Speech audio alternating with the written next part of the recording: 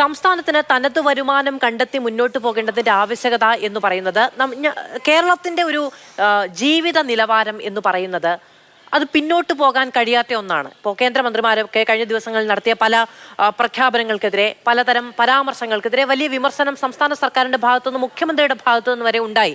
നിതിൻ ഗഡ്കരി കേരളത്തിന്റെ എക്കാലത്തെയും എന്നതുപോലെ സൗഹൃദപരമായ സമീപനം സ്വീകരിച്ച ഒരു കേന്ദ്രമന്ത്രിയാണ്. 3 ലക്ഷം കോടിയുടെ പുതിയ പദ്ധതികൾ അദ്ദേഹം പ്രഖ്യാപിക്കുന്നത് വളരെ സൗഹൃദപരമായ അന്തരീക്ഷത്തിൽ നിന്നുകൊണ്ടാണ് കേരളം കേൾക്കുകയും ഒക്കെ ചെയ്യുന്നത്. ഈ സമീപനം തുടരും എന്നുള്ളത് ഇപ്പോൾ നോക്കൂ, ഒരു തരത്തിലും നടക്കില്ല സിൽവർ ലൈൻ എന്ന് കേന്ദ്ര സർക്കാരിനെ പ്രതിനിധീകരിച്ച് പലർ പറഞ്ഞ BJP ആവർത്തിച്ചു പറഞ്ഞ ഒരു കാര്യമാണ്. പക്ഷെ പീയൂഷ് ഗോയൽ അവിടെ നിന്ന് അതിനെ പ്രശംസിച്ച് സംസാരിക്കുകയാണ്. നമുക്ക് ആ വാക്കുകളൊന്ന് കേൾക്കാം, അതിനുശേഷം അങ്ങയുടെ പ്രതികരണം എനിക്ക് കേട്ടാൽ കൊള്ളാം എന്നുണ്ട്. The opportunities that Kerala offers, whether it is tourism, whether it is manufacturing, whether it is logistics, in every sphere, Kerala is at the forefront of development. Kerala continues to promote newer and newer infrastructure. In fact, Silver Line, a semi-high-speed rail coming up between Thiruvananthapuram and Kasaragod, which will reduce the time to only 4 hours. Shri Printu Mahadev.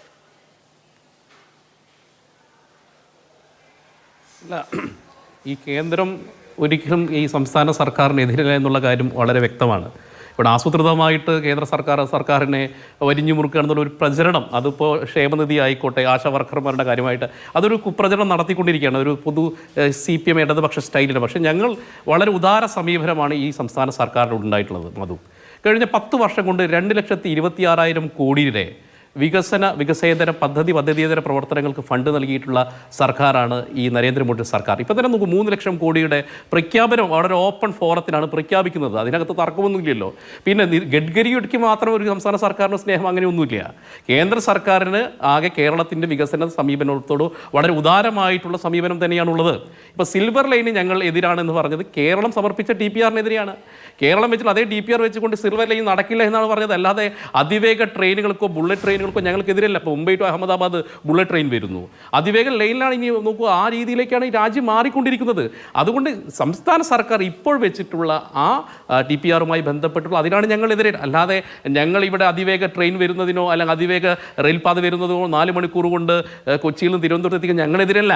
ഞങ്ങൾക്ക് അങ്ങനെ ഒരു അന്ധമായിട്ടുള്ള വികസന വിരോധ നയവുമില്ല.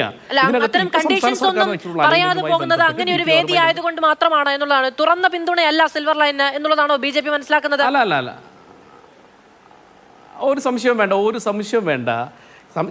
പിണറായി വിജയൻ സർക്കാർ മുന്നോട്ട് വയ്ക്കുന്ന silver line അത് അതേപടി കേരളത്തിൽ നടക്കില്ല, അതിലൊരു സംശയവും വേണ്ട. പക്ഷേ സിൽവർ ലൈൻ അല്ലെങ്കിൽ അതിവേഗ ട്രെയിൻ, ബുള്ളറ്റ് ട്രെയിൻ കേന്ദ്ര സർക്കാരിൻ്റെ നിയതമായ ചട്ടക്കൂടുകൾക്ക് അനുസൃതമായിക്കൊണ്ട് കേരളത്തിൽ വരുന്നതുകൊണ്ട് ഞങ്ങൾ യാതൊരു തരത്തിലുള്ള എതിരും നിൽക്കില്ല. ഞങ്ങൾ വികസനത്തിനെതിരല്ലോ. ഞങ്ങൾ അന്ധമായ ഒരു ഇടതുപക്ഷ പരിപ്രേക്ഷ്യം പോലെ എല്ലാം വരുന്ന സമയത്ത് ആ വികസനത്തിനെതിരല്ല. പക്ഷേ ഇപ്പോൾ ഇടതുപക്ഷം മുന്നോട്ട് വെച്ചിട്ടുള്ള ഈ അതിവേഗ ട്രെയിനുമായി ബന്ധപ്പെട്ടിട്ടുള്ള ആ സിൽവർ ലൈൻ ഞങ്ങൾ എതിരാണ്. അത് കേരളത്തിൽ നടക്കില്ല എന്നുള്ള കാര്യത്തിൽ യാതൊരു സംശയവും വേണ്ട.